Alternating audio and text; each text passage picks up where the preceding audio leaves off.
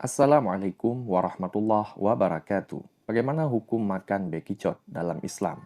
Bolehkah atau tidak? Simak penjelasan berikut ini.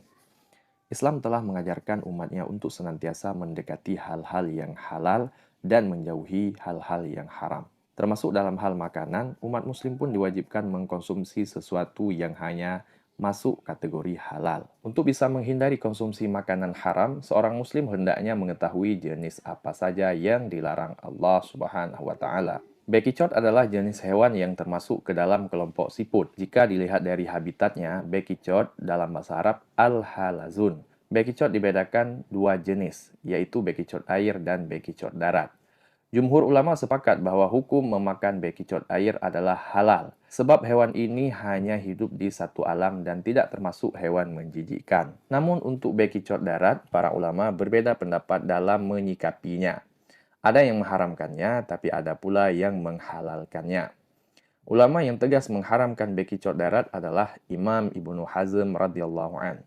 Ia berkata, tidak halal memakan bekicot darat dan semua hasyarat atau serangga serta cicak, semut, lebah, lalat, kumbang, dan seluruh cacing. Mengutip buku fikih praktis sehari-hari yang ditulis oleh Farid Nu'man.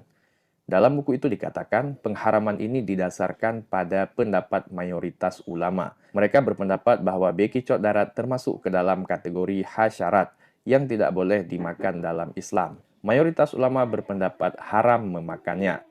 Imam An-Nawawi rahimahullahu ta'ala juga menjelaskan pendapat berbagai mazhab ulama tentang hasyarat yang di darat seperti ular, kalajengking, kumbang, kecoa, tikus, dan semisalnya.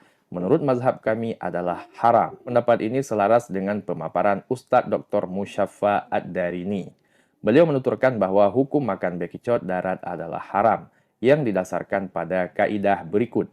Semua hewan darat yang tidak bisa disembelih, maka hukumnya haram, kecuali yang disebut dalam nas seperti belalang. Menurutnya, bekicot darat termasuk makanan yang tidak boleh dikonsumsi, sebab bekicot tidak bisa disembelih. Jikapun mati, maka hewan itu termasuk dalam kategori bangkai yang haram dikonsumsi dalam Islam. Berbeda dengan pendapat tersebut, Imam Malik radhiyallahu an justru membolehkannya.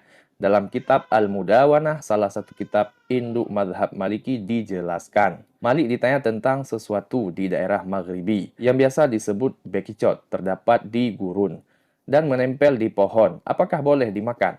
Imam Malik menjawab, dalam pendapatku sama saja dengan belalang. Jika diambil hidup-hidup lalu direbus atau dipanggang, tidak apa-apa menyantapnya. Namun jika diambil sudah mati, itu tidak boleh dimakan. Untuk menyikapi khilafiyah ini, umat muslim hendaknya mengikuti pendapat mayoritas ulama. Hendaknya ia menghindari memakan bekicot supaya tidak timbul keraguan dalam dirinya. Sekian penjelasan tentang hukum makan bekicot. Lebih dan kurang saya mohon maaf. Wassalamualaikum warahmatullahi wabarakatuh.